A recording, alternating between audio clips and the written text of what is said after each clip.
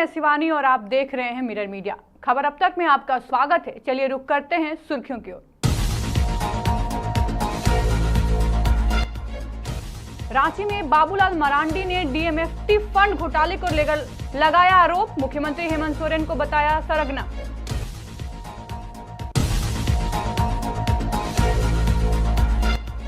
दुर्गापुर में 1 करोड़ 30 लाख रुपए की लागत से बनेगी सड़क। स्टील पार्क से अलिंगन हाउसिंग तक होगा निर्माण।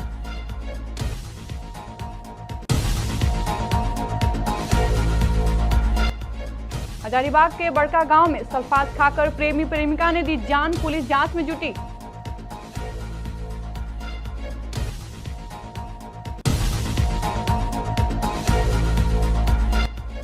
अंडाल में 2 लोहा चोर गिरफ्तार। ट्रक और हाइड्रा मशीन जब्त।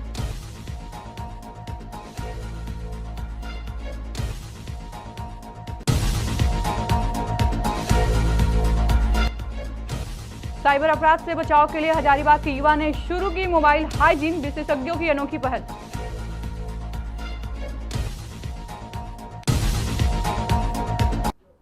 और अब खबरें विस्तार से। राज्य में डीएमएफटी जिला खनिज फाउंडेशन ट्रस्ट को लेकर झारखंड की राजनीति में उबाल आ गया है। भाजपा प्रदेश अध्यक्ष और नेता प्रतिपक्ष बाबूलाल मरांडी ने सोमवार को रांची में प्रेस कॉन्फ्रेंस कर मुख्यमंत्री हेमंत सोरेन पर हमला बोला।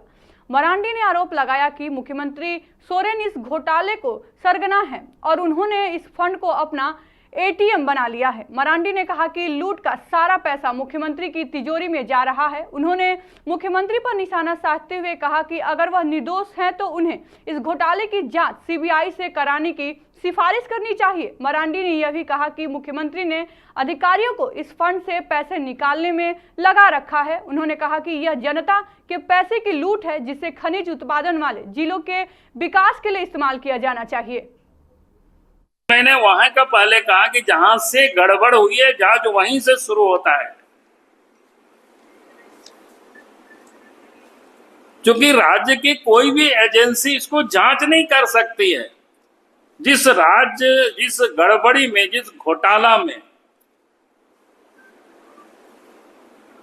जहां सरकार इन्वॉल्व हो, तो वहां आप कैसे उम्मीद कर सकते हैं कि उनके बाकी एसीबी या कोई अफसर जांच कर लेगा और उसमें से दोषी के ऊपर कार्रवाई कर सकते हैं? तो ये संभव ही नहीं हो सकता है। और इसीलिए हमने कहा कि भाई इस जांच को सीबीआई से करानी चाहिए। अगर वास्तव में राज्य सरकार अपने आप को मुख्यमंत्री इसमें कहीं इन्वॉल्व नहीं है, दोषी नहीं है, तो पूरे मामले की जांच सीबीआई को सुपुर्द कर देनी चाहिए। और नहीं तो भारतीय जनता पार्टी इस घोटाला के विरोध में लड़ाई हम लड़ेंगे, सदन में भी और सड़क पर भी, और इस मामले को हम जांच कराएंगे। दुर्गापुर में वार्ड संख्या 26 स्थित स्टील पार्क से अलिंगन हाउसिंग तक सड़क निर्माण कार्य का शुभारंभ सोमवार को किया गया। दुर्गापुर के सभा प्रशासक मंडल के अध्यक्ष अनिंदिता मुखर्जी ने कहा कि 1.25 किलोमीटर लंबी इस सड़क का निर्माण कुल 1 करोड़ 30 लाख रुपए की लागत से किया जाएगा। झान इंटरप्राइजेस के प्रमुख अजय झान को इस सड़क के निर्माण की जिम्मेदारी सौंपी गई। प्रशासक मंडल के सदस्य दीपांकर लाहा ने कहा कि क्षेत्र के लोगों की लंबे समय से मांग थी कि इस सड़क को बनाया जाए। अगर यह सड़क बन जाती है तो कई क्षेत्रों को लाभ होगा।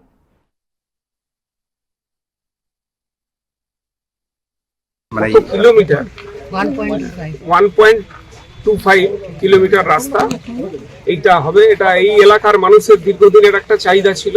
আপনারা ঢোকার সময় দেখতে পেলেন যে কি অবস্থা ছিল।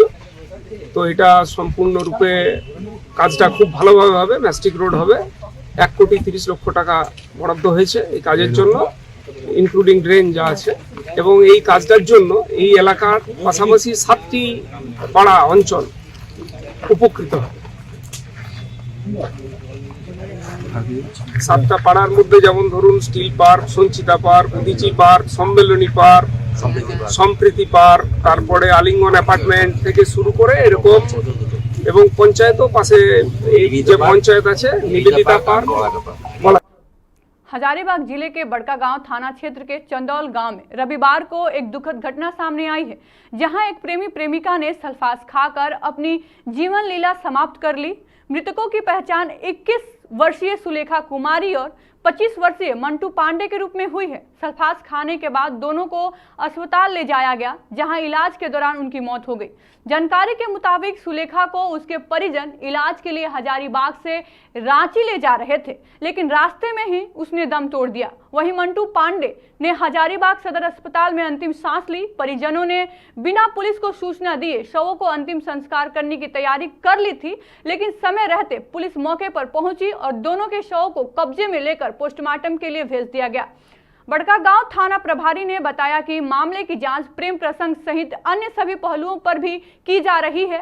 हालांकि अभी तक परिजनों के तरफ से कोई लिखित शिकायत नहीं मिली है।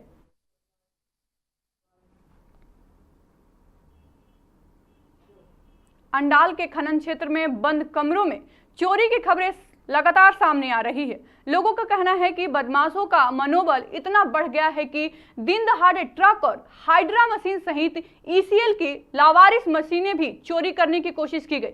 हालांकि पुलिस की सक्रियता में 2 बदमाशों के मौके पर ही गिरफ्तार कर लिया गया।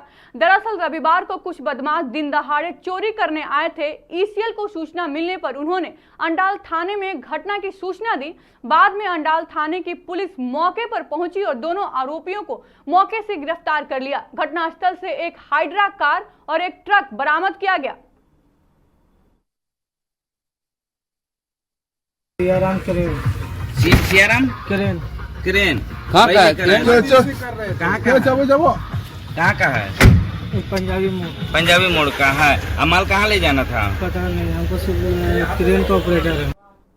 डिजिटल युग में साइबर अपराध तेजी से बढ़ रहा है। ऑनलाइन ठगी और बैंक खातों से पैसे गायब होने की खबरें अब आम हो गई है। इसी खतरे से निपटने के लिए हजारीबाग के युवा साइबर विशेषज्ञ सौरभ विश्वकर्मा ने लोगों को जागरूक करने का जिम्मा उठाया है। अमेरिका से उच्च शिक्षा और अंतर्राष्ट्रीय अनुभव के बाद सौरभ अब मोबाइल हाइजीन की अवधारणा पर काम कर रहे हैं।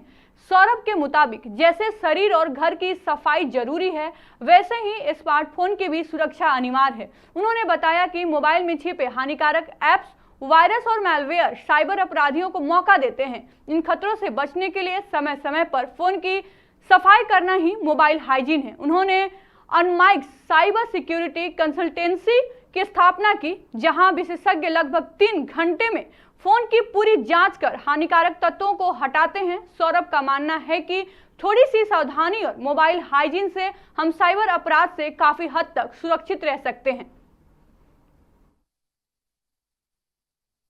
वो अगर फ़ोन यूज़ कर रहे हैं तो आपके फ़ोन में एक फीचर्स होता है चाइल्ड सेफ्टी मोड, आप उसको ऑन करके ही उनको दे सकते हैं, जिसके थ्रू क्या होगा कि अगर वो जो एप्लीकेशन यूज़ कर रहा है सिर्फ वो वही एप्लीकेशन यूज़ करेगा, उसके अलावा उसमें ना तो कॉल्स आएंगे ना तो कोई लिंक्स आएगा सस्पिशियस।